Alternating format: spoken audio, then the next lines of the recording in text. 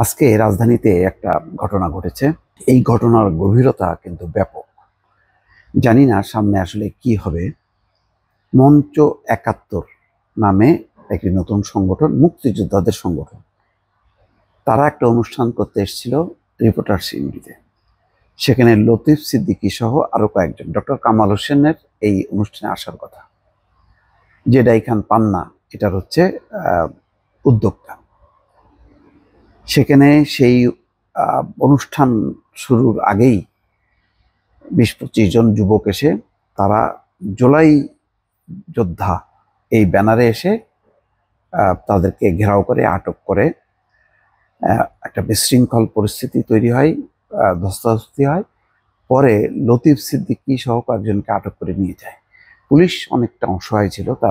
Police এই প্রবীণ ব্যক্তি যারা মুক্তিযোদ্ধার ব্যানারে এসছে, এবং বেশ কয়েকজন দেখলাম প্রবীণ লোক, তারা একসময় মুক্তিযোদ্ধা ছিলেন। তো জুলাই যোদ্ধা ব্যানারে এসে মঞ্চ ৭১ তাদেরকে বাধা দিচ্ছে। তাহলে কি ৭১ আলাদা হয়ে গেল আর জুলাই মঞ্চ আলাদা? অদ্ভুত ব্যাপার। এই বিভাজনটা কারা করছে, এটা প্রশ্ন।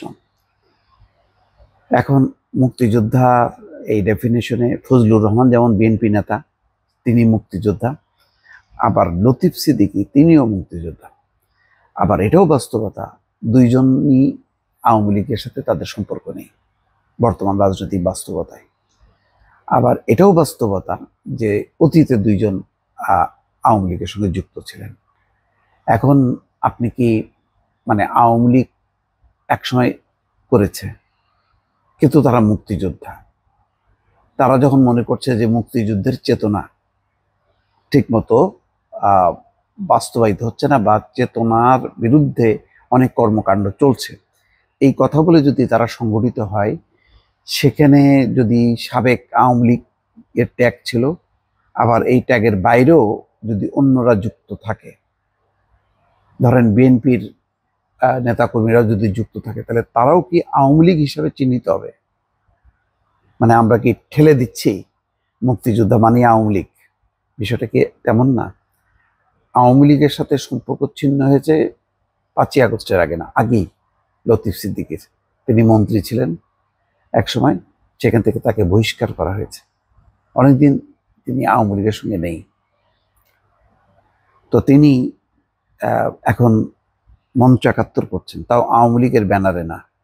সেটাও তারা সমাবেশ করতে পারবে না, কথা বলতে পারবে না। তাদেরকে ঘেরাও করা হবে জুলাই যোদ্ধা নামে। এই জুলাই যোদ্ধা কারা? এটা একটা বড় প্রশ্ন। এখন জুলাই যোদ্ধা হচ্ছে ৭১-এর বিরোধী, আর ৭১-এর যারা, তারা যদি হয় জুলাই বিরোধী। এই বিভাজনটা ভয়ঙ্কর। বিএনপি যেটা বলছে যে ৭১-এর ধারাবাহিকতায় জুলাইয়ের বেসিক ব্যাকগ্রাউন্ড বা ভিত্তিটা হচ্ছে ৭১।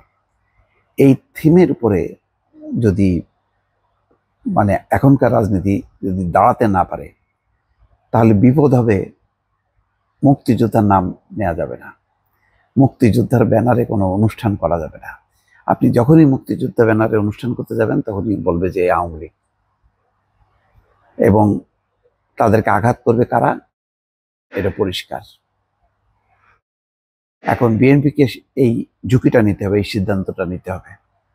বাংলাদেশের এখন সবচেয়ে বড় সংকট হয়ে যাচ্ছে মত প্রকাশের স্বাধীনতা, সভা সমাবেশের অধিকার। আওয়ামী লীগ তো নিষিদ্ধ বুঝলাম, এখন আমি মুক্তিযুদ্ধের পক্ষে একটা সমাবেশ করব, বলা হবে যে আওয়ামী লীগের দোসর। আমাকে কে প্রোটেকশন দেবে? জামাত, এনসিপি নাকি বিএনপি? এই প্রশ্নের মীমাংসা করতে হবে। ডক্টর কামাল হোসেনের মতন লোক, তিনি এই অনুষ্ঠানে অতিথি ছিলেন, তার তিনি যদি আসতেন, এরকম একটা পরিস্থিতির মধ্যে পড়তো। ভাগ্য ভালো যে উনি আসার আগেই গোলমালটা হয়, এবং লতিফ সিদ্দিকী সহ কয়েকজনকে আটক করে নিয়ে যায়। পুলিশ ভ্যানে করে যাচ্ছে মুক্তিযোদ্ধারা পুলিশ ভ্যানে আটক করে নিয়ে যাচ্ছে থানায়। তাদের দায়টা টানতে হচ্ছে আওয়ামী লীগের। অথচ আওয়ামী লীগ দ্বারা তারা নির্যাতিত, নিপীড়িত, বহিষ্কৃত। কিন্তু যেহেতু মুক্তিযোদ্ধা, সুতরাং সে আওয়ামী লীগ হয়ে যাচ্ছে। কি অদ্ভুত ব্যাপার! রাজনীতি কোন ধারে প্রবাহিত হচ্ছে সবাইকে ভাবার দরকার। ভয়ঙ্কর আরেকটা সংকট তৈরি হচ্ছে। আমরা যে ফ্যাসিবাদের হাত থেকে মুক্তি চাইলাম, সেই মুক্তিটা আসলো, কিন্তু এখন মুক্তিযোদ্ধার কথা বলা যাবে না, মুক্তিযুদ্ধের ব্যানারে সংগঠিত হওয়া যাবে না। তাহলে এই পরিবর্তনটা পেছনে কারা এই পরিবর্তন ঘটালো? এই পরিবর্তনে মুক্তিযোদ্ধাদের ভূমিকা নেই? ৭১-এর ভূমিকা নেই? ৭১-এর চেতনার ভূমিকা থাকবে না? ৭১ বিরোধীদের চেতনাই কি তাহলে জুলাই? এই প্রশ্নের মীমাংসা এনসিপিকে করতে হবে, জামাতকে করতে হবে, বিএনপিকে করতে হবে। নতুবা সংকট সামনে ভয়াবহ একটা ভবিষ্যৎবাণী করলাম। আমি জানি আমার এই ভিডিওটা দেখার পরে বহুজন আমাকে গালাগালি করবেন। কারা গালাগালি করবেন আমি তাও জানি। ওগুলির ওয়ালে গেলে বোঝা যায় এগুলি কোন মতাদর্শের। তবুও ঝুঁকিটা নিলাম। ভালো থাকবেন। আল্লাহ হাফেজ।